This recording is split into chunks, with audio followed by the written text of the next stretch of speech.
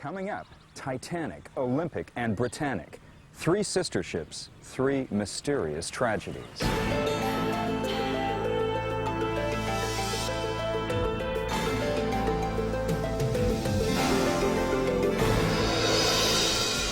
November 21st, 1916. The hospital ship Britannic was rocked by a sudden, massive explosion and sunk in less than an hour. Was it bad luck or something more sinister? Rumors flew around all over the place that she was an ambush victim of a German torpedo. It would be 60 years before some of the world's most intrepid undersea explorers began to unravel the mystery. One of the divers who's actually penetrated the wreck has seen a watertight door that's not completely closed. Well, that's a phenomenal find. While Titanic is the most infamous of all ship disasters, the fates of her sister ships, Olympic and Britannic, were similarly tragic. From the beginning, the histories of these three ill-fated liners were joined by a series of mysterious coincidences. Were these gems of the White Star Line jinxed? Join us for Doomed Sisters of the Titanic. In December 1975, famed oceanographer Jacques Cousteau attempts to locate the wreck of the ocean liner Britannic, lost in a mysterious explosion back in 1916. After days of fruitless searching through the eastern Mediterranean, they finally pinpoint their prize, just off the island of Kea in 400 feet of water. What amazed historians when Cousteau went out to visit the wreck is its remarkable state of preservation. Because as soon as a ship sinks, it starts to deteriorate. Britannic still almost looks the same as she did the day she sank. The explorers hope that the wreck can provide answers to the many mysteries surrounding the day Britannic sank. What struck her? Why did she go down so fast? Was she carrying a secret cargo that led to her demise? Cousteau and his divers are cautiously optimistic. Perhaps the expedition can help write the final chapter in the tale of Britannic and her famous sisters. The grand superliners Britannic, Olympic, and Titanic are born in the first decade of the 20th century, a time when great ocean liners rule the world. The world of ocean liners in 1910 was feasting on a westbound tide of immigrants. And that's indeed the reason why ships were so big on the North Atlantic. Not because they were splendid or luxurious, but because they wanted to provide room for this apparently unceasing flow of immigrants anxious to leave the old world for the new. While the flood of immigrants makes the ship owners rich, the flow will not last forever. For most immigrants, the voyage to America is a one-way, once-in-a-lifetime trip. A more certain income comes from wealthy first-class passengers who make regular transatlantic crossings for both business and pleasure. The rich and famous also provide invaluable publicity. To attract these customers, ocean liner companies such as Cunard and White Star furiously compete to build bigger, faster, and more luxurious ships. The competition between the various steamship lines was intense. When Lusitania was introduced in 1907, it gave Cunard a distinct advantage over White Star because not only was she the newest, she was the largest, she had more amenities than any other ship in the world. She attracted the wealthy and the influential from both continents. Lusitania has another advantage over the competition. She is the greyhound of the seas. After her second voyage, the Lusitania claims the Blue Riband Trophy, awarded for the fastest transatlantic crossing. She makes the 3,300-mile trip in 4 days, 19 hours, and 52 minutes. White Star were really in a bit of trouble when the Lusitania and Mauretania came into service. Up until then, they'd always had the largest, most luxurious ships on the North Atlantic. All of a sudden, along come Cunard, they got the largest, the fastest, the most luxurious ships, and straight away their fleet looks rather tarnished by comparison, so they had to respond.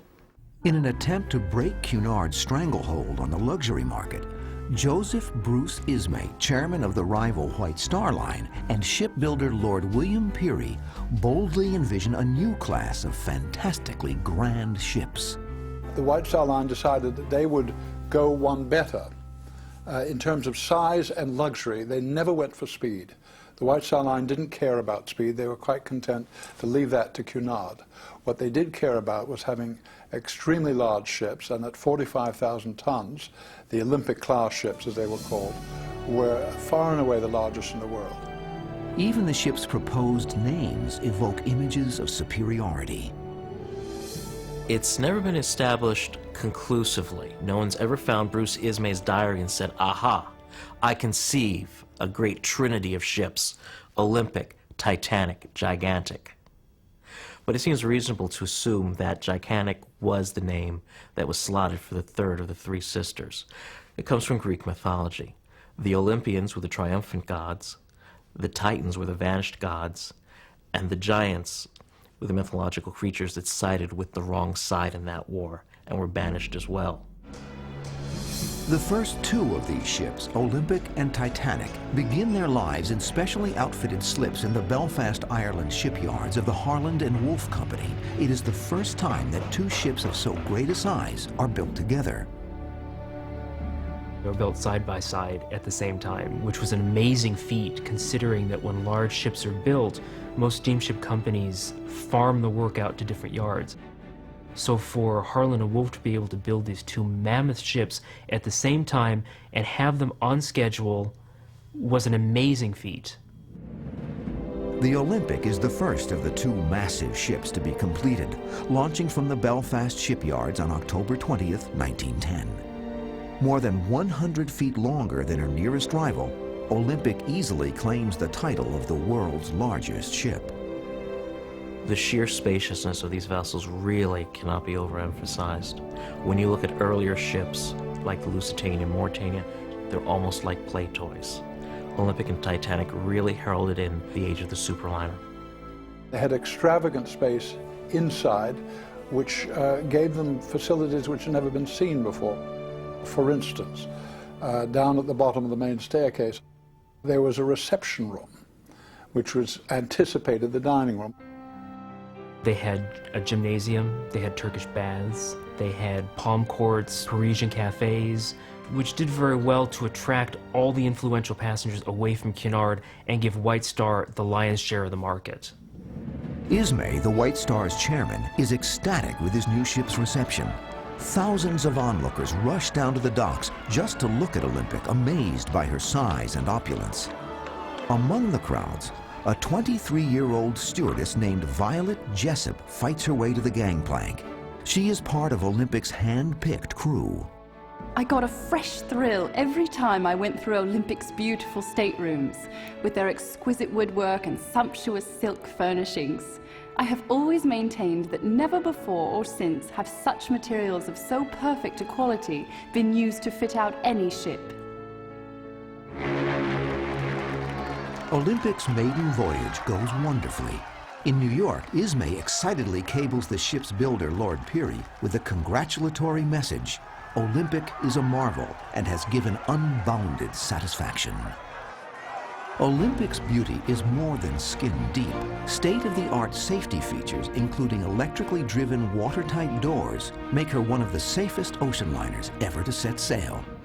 The respected magazine, Shipbuilder and Marine Engineer, goes so far as to declare the Olympic-class ships practically unsinkable, a haunting designation which the White Star Line will soon come to rue.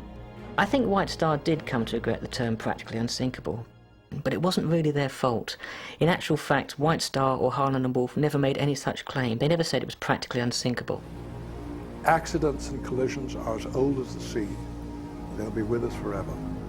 And there's no way that a ship can be unsinkable any more than a building can be completely fireproof. Olympic nearly learns this lesson on her 5th voyage. Sailing through the narrow channels outside Southampton, the ship is overtaken by a Royal Navy armored cruiser, HMS Hawke. As they pass, the skipper of the Hawke is horrified to find that his controls are suddenly rendered useless, and his vessel drawn uncontrollably into a collision with a mammoth ocean liner. The Olympic was blamed for the accident. Said they were going too fast in confined waters, but there had been previous accidents in Southampton between warships and liners. The warships tended to be rather dashing. They got too close to these big ships without realizing the enormous suction that draws a small ship into the side of a large one moving at speed. Hawk's bow rips through the side of the Olympic, slicing open a group of second-class cabins. Miraculously, no one is killed. The collision occurs at lunchtime, when most of the passengers are safely seated in the dining area. Both ships are crippled but manage to limp back to port for repair. The incident is quickly forgotten, until a year later when an eerily similar incident befalls Olympic's younger sister on her maiden voyage. The White Star liner Olympic receives considerable damage in her freak collision with a Navy cruiser.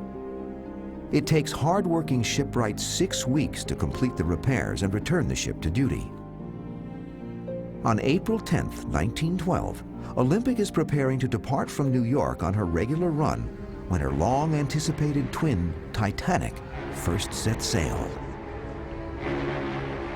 The great neglect of publicity for the Titanic's entry into service. This was the second of the class. The Olympic had had all the cream of the publicity the year before. This was number 2 coming into service, and there were no pictures of her. Titanic's lack of publicity doesn't stop her reputation for luxury from spreading by word of mouth. The rich and famous rush to fill the passenger list, eager to be the first to sail on the new ship. To ensure that these special guests receive the impeccable service that they demand, White Star Line Chairman Bruce Ismay employs a unique strategy. Because Olympic and Titanic were so similar in design, they were basically cookie-cutter ships. When time came for Titanic to make her maiden voyage, a lot of the crew for her was transferred from Olympic to make the maiden voyage go smoother, to make the passengers happy. A lot of the passengers on Titanic had sailed on Olympic so frequently, they wanted to be waited on by the same crew, the same waiters, the same dining room stewards who would serve them on Olympic. First-class stewardess Violet Jessup eagerly makes the transition from the Olympic to the new ship. She cannot wait to explore the many small improvements that have been incorporated in Titanic's amenities. We enthused over the then quite novel idea of small private decks for the best suites, the superb lace bedspreads we each had in our sections. We marveled at the masterpieces of woodcarver's art from Ireland and Holland. Surely there was nothing missing to satisfy the long list of distinguished names on the first-class passengers list.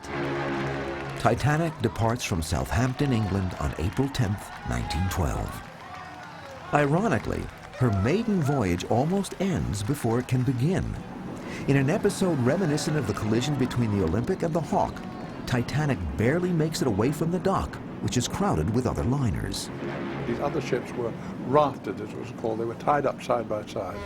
And 2 of them, the Oceanic and the New York, were tied up on the dock peninsula right where the channel narrows. Titanic left the ocean dock, proceeded down past these 2 ships too fast. Exactly the same captain and the same pilot on the bridge. And the New York broke loose from her moorings. All 6 mooring lines snapped.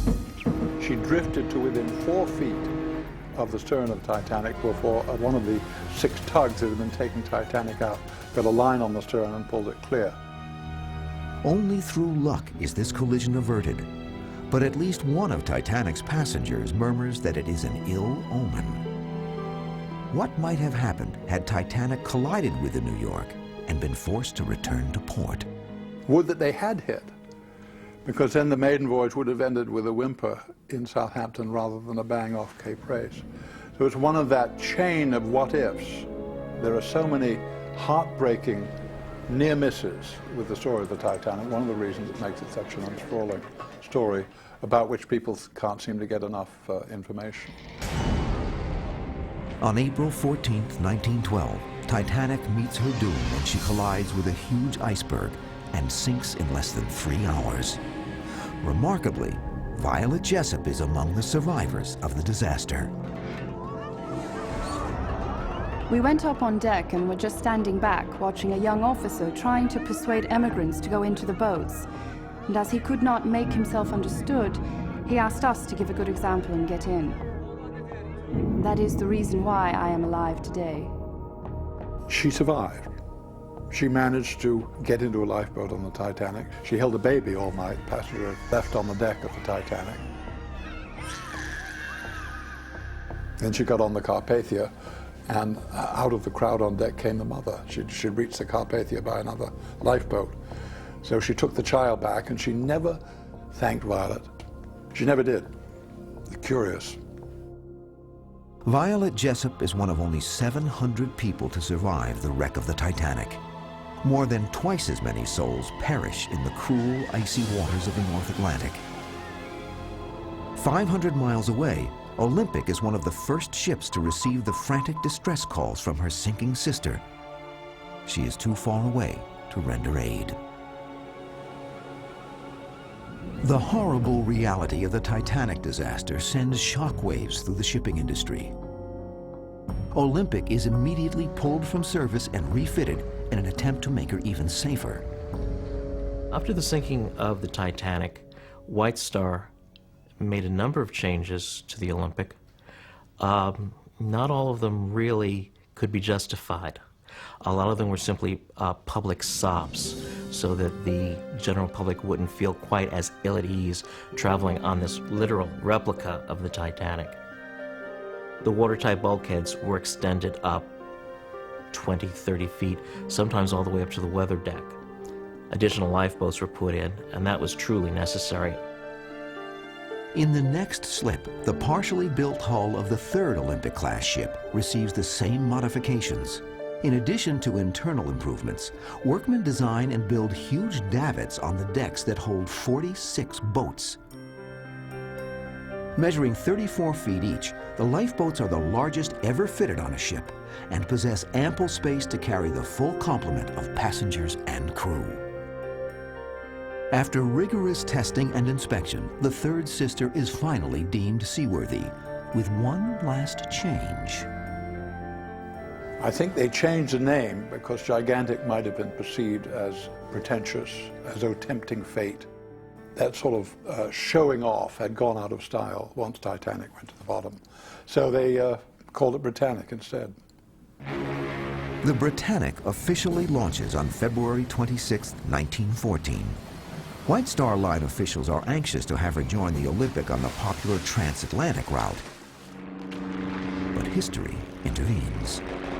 A world war is about to erupt, which will forever alter the course of Titanic's remaining sisters. 1915. The White Star liner Britannic is still being prepared for her maiden transatlantic crossing when war breaks out between Germany and the Allied nations of France, Russia, and Great Britain. Britannic's voyage is immediately canceled, casting a shadow over the new ship's future. During the First World War, the only way to get a great number of people from one place to another was by ship. So you had to press these ocean liners into military service as either troop transports or hospital ships to bring the wounded back to Britain. The British Navy begins commandeering the Grand Ocean liners, and the Olympic is pressed into service as a troop transport. Since her sister Britannic is still in the shipyard, it is decided that she will be retrofitted for duty as a hospital ship. Britannic's beautiful furniture and artworks are replaced by surgical equipment and beds for 3,300 patients. Viewing his new home for the first time, the ship's surgeon declares that Britannic is the most wonderful hospital ship that ever sailed the seas. Britannic had been fitted out exactly like Olympic and Titanic. She had all this elaborate carved paneling, she had these beautiful public rooms, and all the people on board, the nurses and the doctors and the patients, are living in a sort of an empty but still splendid ocean liner. Britannic enters military service on December 23, 1915. Unbelievably, the indomitable Violet Jessup soon joins the crew. Having survived collisions on both the Olympic and Titanic, Jessup volunteers for military duty and is assigned to the third sister. I would have thought, given her track record, that if people who knew her saw her boarding the Britannic, would have said, here comes that wretched Jonah, I'm getting off the ship. But she was doing her job. She was sent where she was assigned, and she happened to be put in harm's way 2.5 times, so to speak. Early in the war, Allied forces are mired in a disastrous battle for control of Turkey's Gallipoli Peninsula. Britannic becomes part of the Dardanelles service, evacuating the endless stream of wounded soldiers flowing from the Mudros military hospitals on the Greek island of Lemnos. Mudros was a very central point as far as all the British fronts were concerned. It was a major point where all the wounded could be collected, and ships like the Britannic could come in, pick up survivors from one point and then travel back home. The narrow straits of the Mediterranean present a hazardous passage. German U-boats stalk silently, ready to torpedo unsuspecting ships. Even more insidious are the mines they plant just below the surface of the water. Impossible to detect, these booby traps represent a random, deadly threat to any ship plying the waters. The only protection that a hospital ship really had against attack was its color scheme. There were white hulls with a long green band from bow to stern that was interspersed with 3 red crosses. And this paint scheme did fairly well. There were a lot of German submarine captains who had seen these hospital ships and decided not to attack because of the various conventions and treaties that had been signed. Both sides officially adhere to the rules of the Geneva Convention, which state that hospital ships are protected from attack, as long as they follow certain guidelines. Besides the medical staff for that ship, only wounded, unarmed soldiers are allowed on board, and they must exchange their uniforms for distinctive blue hospital suits. Britannic occasionally bends the rules by transporting non-combatant Army medical reinforcements to and from the front. While not a direct violation of the Geneva Convention, the action could easily be misconstrued if observed by the enemy. Regrettably, the extra passengers are witnessed in October 1916 by an Austrian citizen named Adalbert Messany, who is being expatriated from Egypt back to his homeland. Unfortunately, while Messany was on board, he claimed to have seen a number of infringements of the Geneva Convention. Troops being transferred from Britannic with packages, a couple of troops on board who claimed to be interpreters and not injured at all.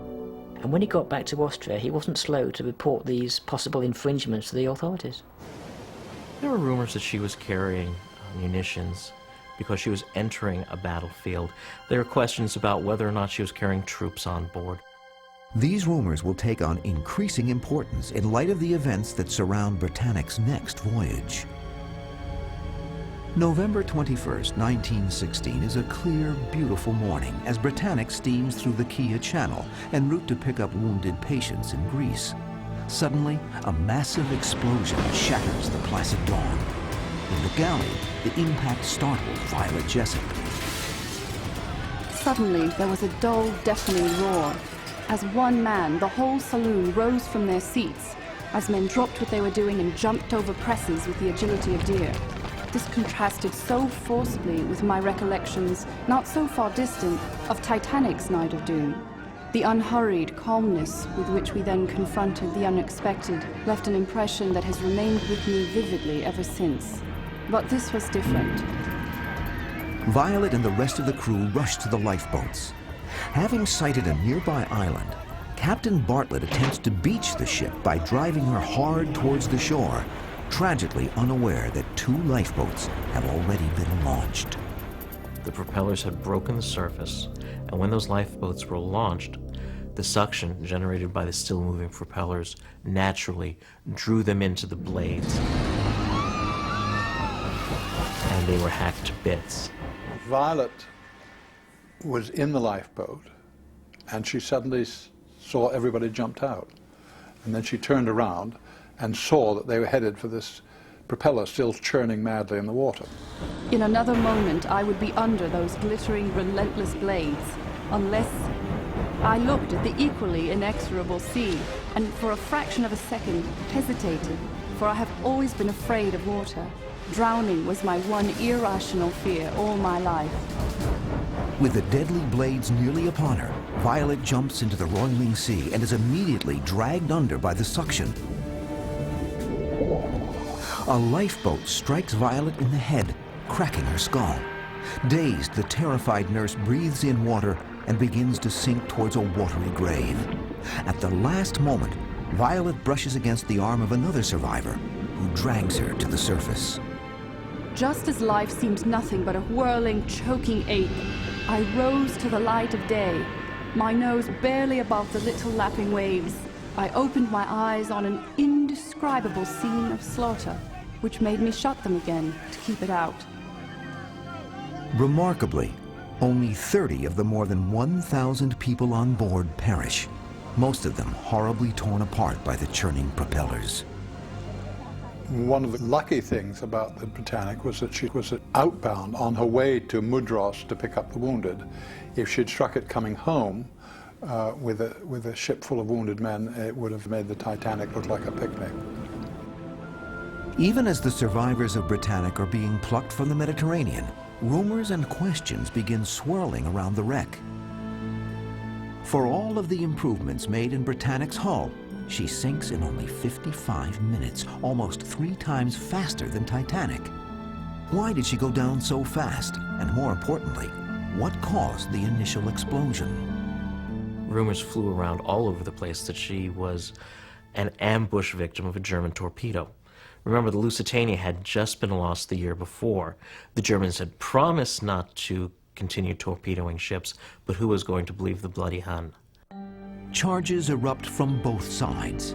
The naval correspondent of the Times accuses Germany of sinking the Britannic to get rid of a vessel likely to be a formidable competitor for passenger traffic after the war.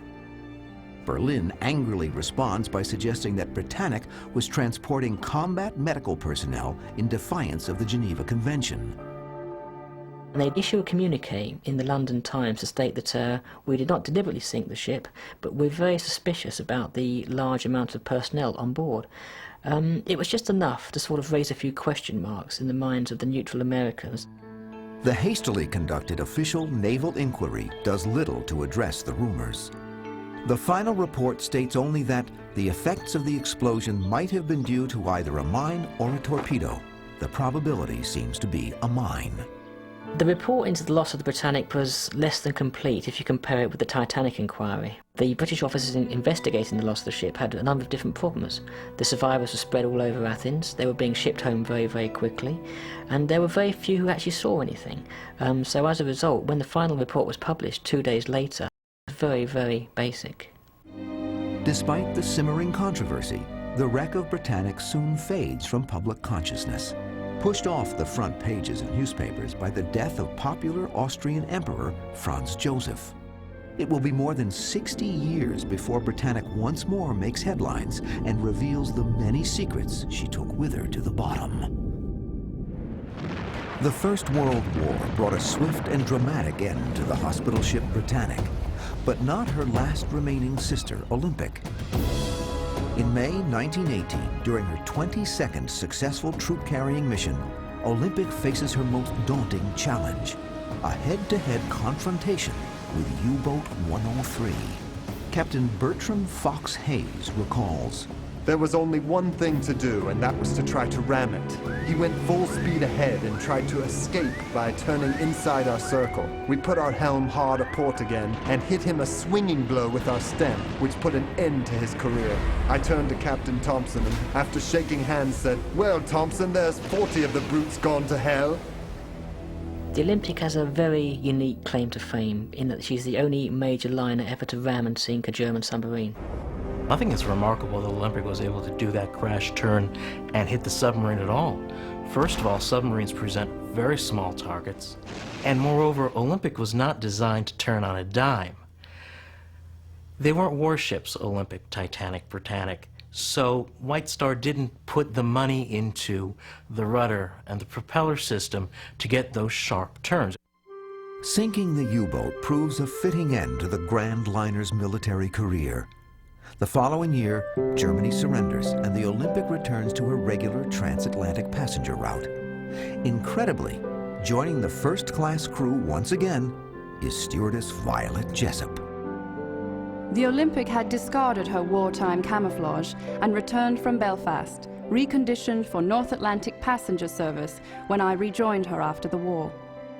Now, after the war, she went right back to the ships, partly because the money was good, you see. So she had a very good income, and despite these horrific experiences on both Titanic and Britannic, she still kept going back to sea.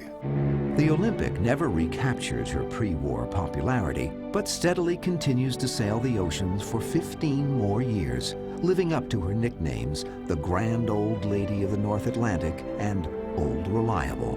But on May 15th, 1934, even Old Reliable cannot escape the curse of Titanic's sisters.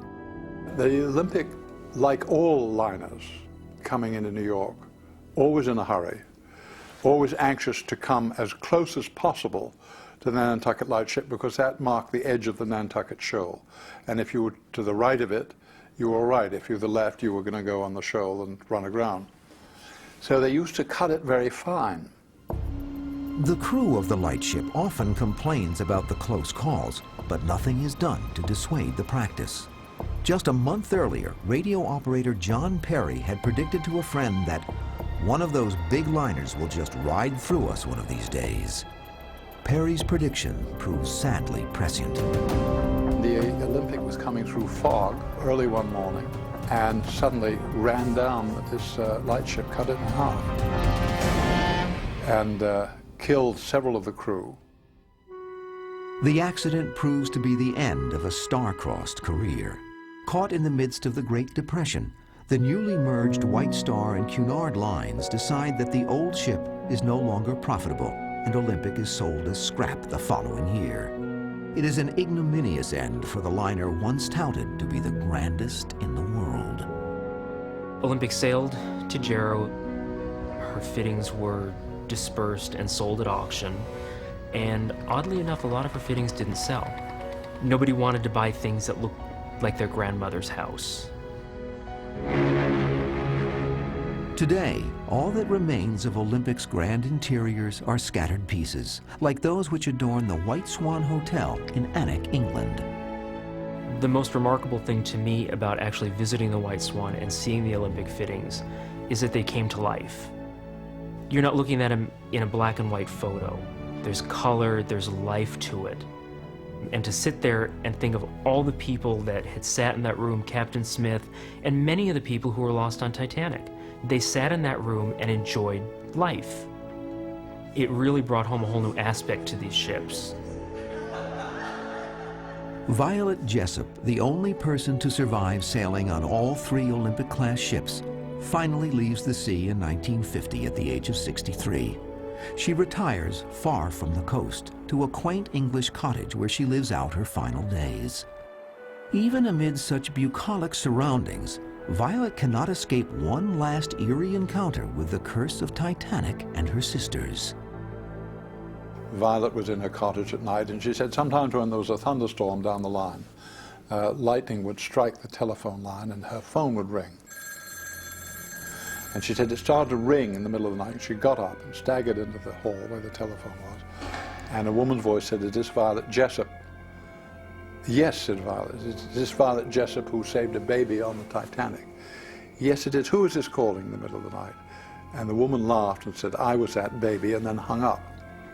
Now, I said to her, "Violet, some children in the village playing a joke on you." And she said, "No, John, nobody had ever heard that story until I told it to you today. I'd never told anybody else that story." So it's one of those mysteries we'll never solve. For decades, the mysteries surrounding the sinking of Britannic continue to intrigue marine historians. In 1975, nearly 60 years after her sinking, famed oceanographer Jacques Cousteau sets out to locate the wreck of Britannic. When Cousteau went to find the wreck, he couldn't find it. It wasn't where the Admiralty said it would be.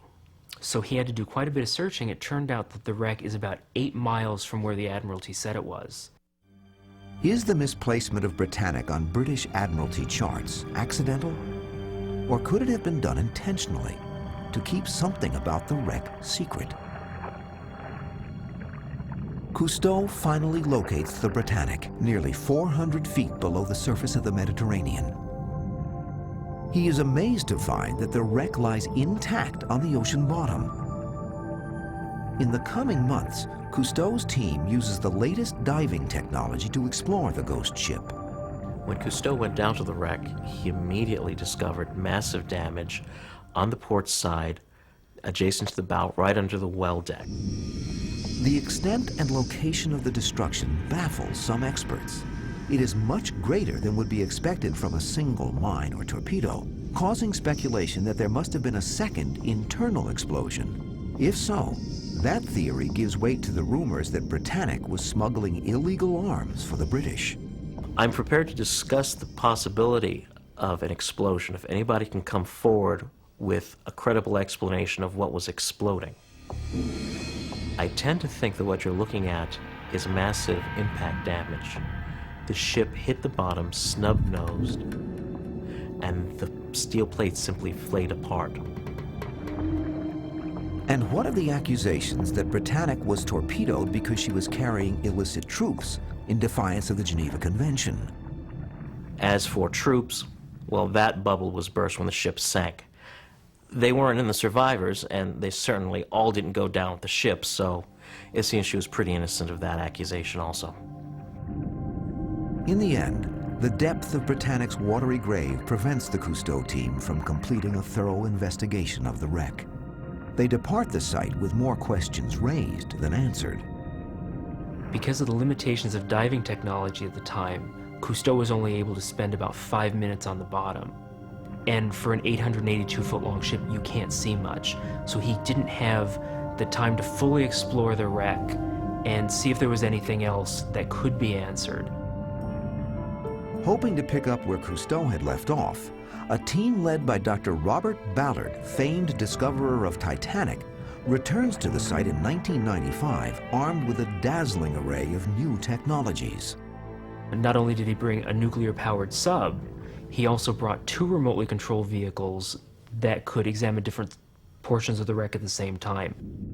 I was fortunate to be able to have 2 dives in the NR-1, the nuclear-powered sub, to go see the Britannic with my own eyes.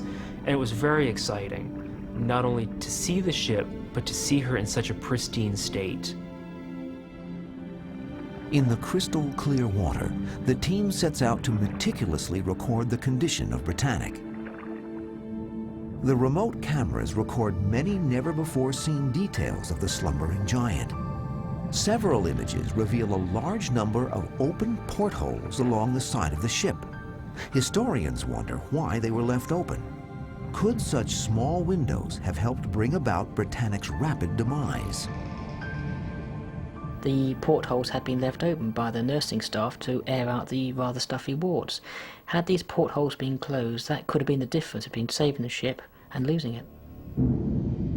Every open porthole contributes between a ton and 1.5 tons of water per second. For every 150 tons of added weight, the Britannic sinks an inch. Now, you realize that not only do you have the stupendous amount of damage underwater to contend with, but now you have all the supplemental flooding from those portholes left open.